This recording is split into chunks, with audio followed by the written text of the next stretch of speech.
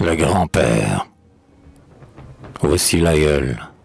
Voici mon père au doux visage, le cœur d'un chevalier et la raison d'un sage. Il a connu, chéri les aînés d'entre vous, et vous avez joué 4 sur ses genoux. Ces traits sont-ils restés dans vos jeunes mémoires?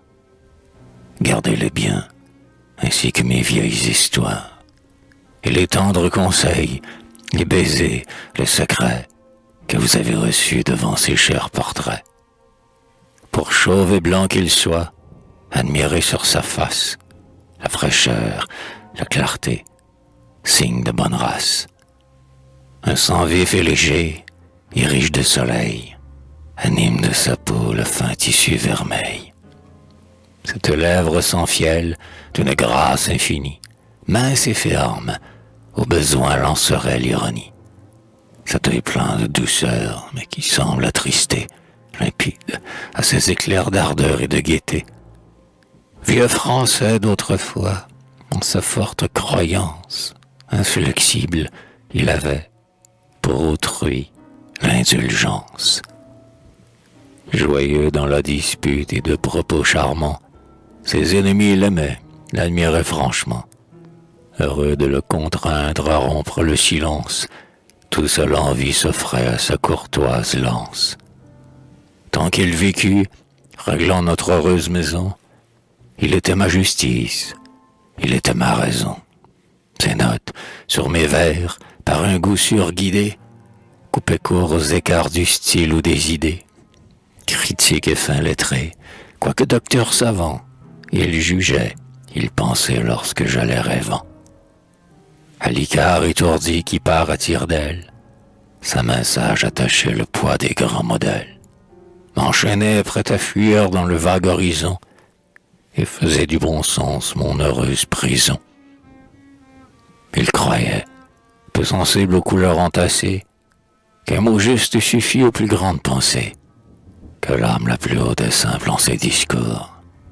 De mon âpre hyperbole il modérait le cours, présent dans nos combats, pour la plus juste cause, la générosité par-dessus toute chose. Il fut mon maître en tout, c'est de lui que j'ai pris les dogmes que je sers, la langue que j'écris.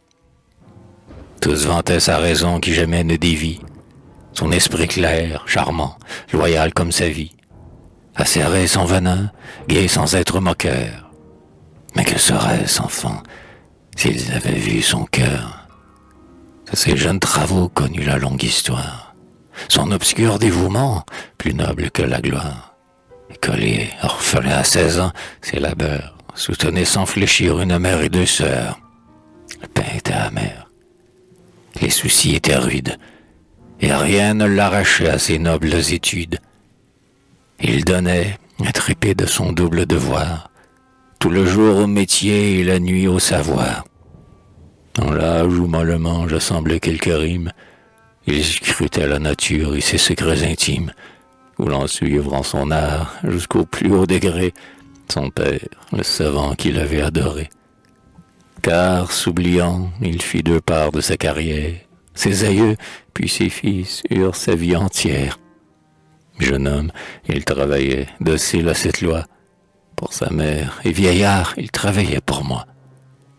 Un jour, dans la vigueur de ses vertes années, du prix de ses efforts à peine couronnés, près de toucher au but, mûr pour les dignités, il dut choisir l'honneur et les serments prêtés.